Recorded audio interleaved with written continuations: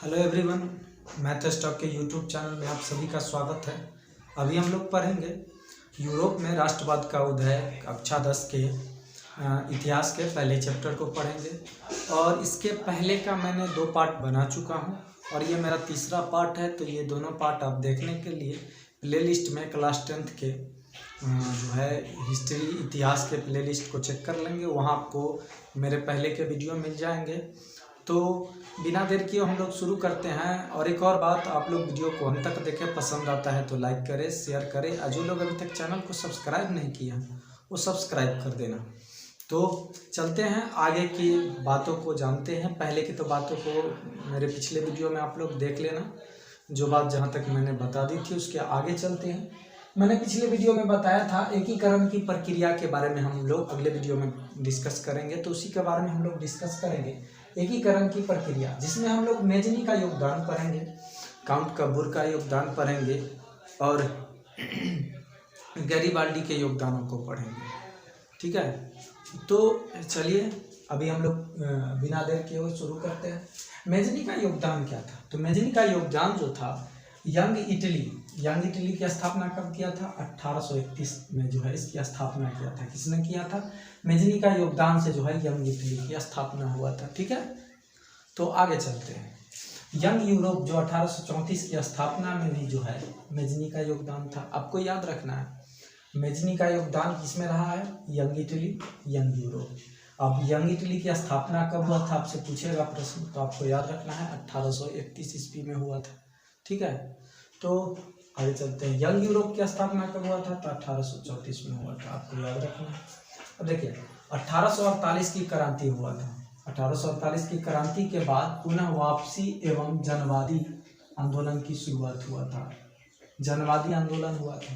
ठीक है, इसमें भी जो है मेजनी का योगदान था। 1848 की क्रांति और 1830 की जुलाई की क्रांति आपको याद रखना है। तो आपसे पूछेगा ऑस्ट्रिया द्वारा सर्डिनिया पिडमोंट के शासक कौन था? एल्बर्ट था। पूछेगा एल्बर्ट जो है कहाँ का शासक था? एल्बर्ट जो था शासक था सार्डिनिया पिडमोंट का। कहाँ का? सार्डिनिया पिडमोंट का शासक कौन था?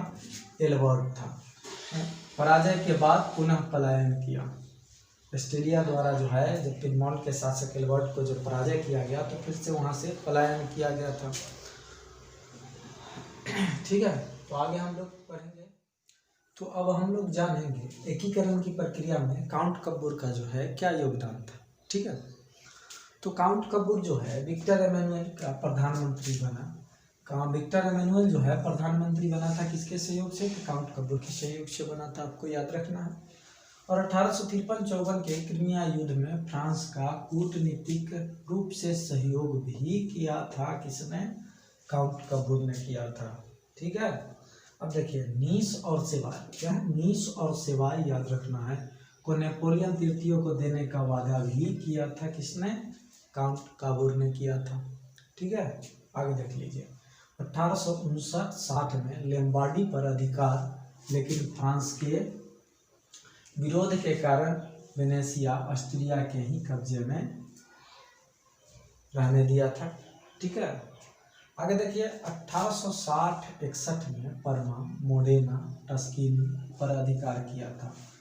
तो मोडेना, परमा और टस्किनी पर अधिकार जो है किसने किया था? काउंट कब्बूर ने किया था। विक्टर एमेनुअल का प्रधानमंत्री बनने में किसने सहयोग किया था? तो वो भी आपको याद रखना है, विक्टर एमेनुअल ने किया था इसका सहयोग।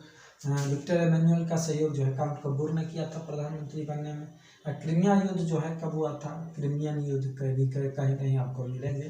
तो 1853-54 में हुआ था क्रीमियन युद्ध, आपको याद रखना है।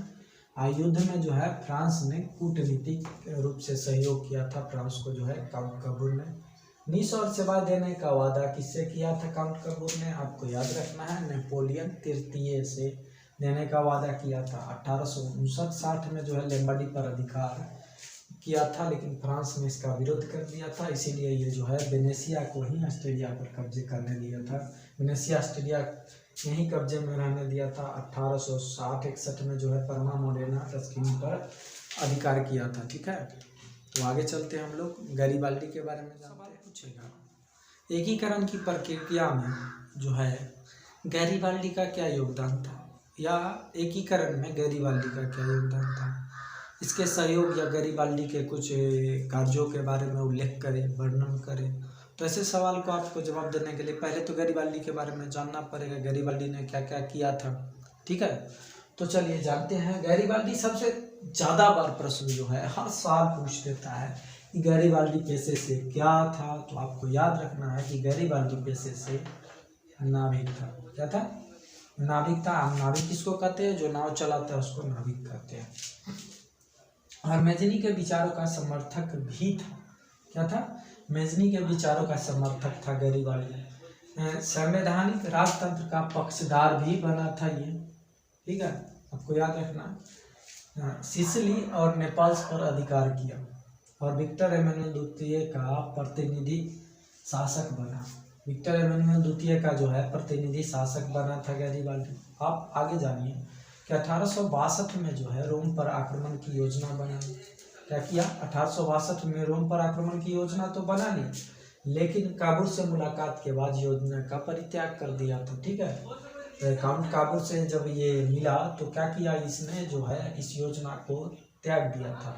जो रोम पर आक्रमण करने का जो योजना 1862 में बनाया था उसका जो है त्याग कर दिया था। ठीक है, आगे चलिए। इटली के दक्षिण क्षेत्र के शासक बनने का प्रस्ताव खारिज किया था।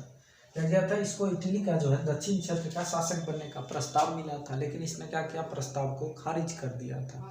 आपको याद रखना है, प्रस्ताव को खारिज कर दिया और खारिज करने के बाद जो है वो अपनी संपत्ति को जो है राष्ट्र को समर्पित कर दिया। क्या किया? अपनी संपत्ति को जो है राष्ट्र को समर्पित कर दिया और राष्ट्र को समर्पित करने के बाद साधारण किसान की जीवन जीने लगा।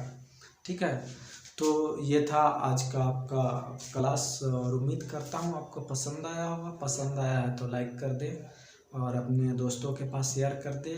और जो लोग चैनल को सब्सक्राइब नहीं किए वो लोग तो सब्सक्राइब कर ही लेंगे।